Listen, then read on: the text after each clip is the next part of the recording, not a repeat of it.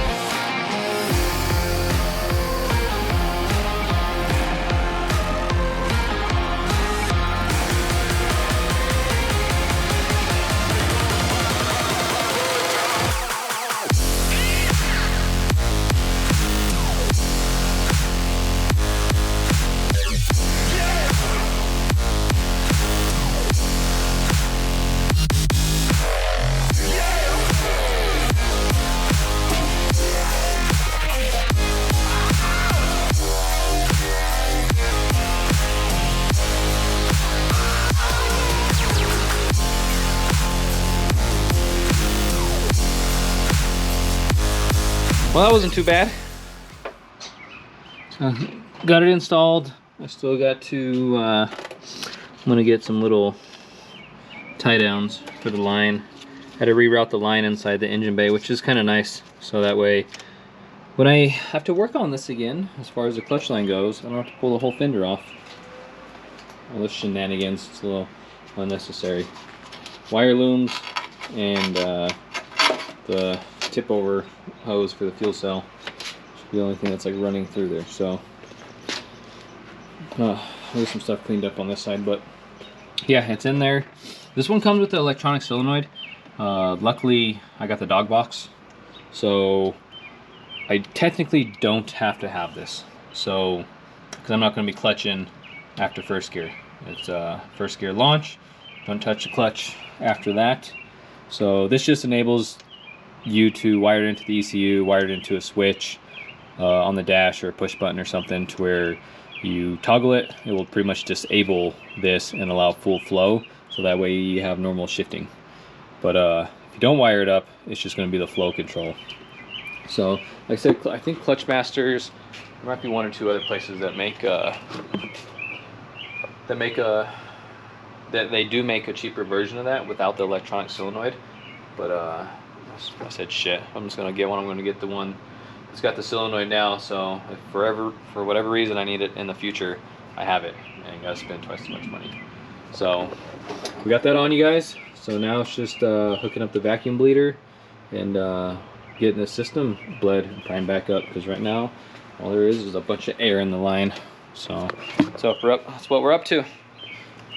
More time lapses, maybe, I guess. Thank you guys for watching.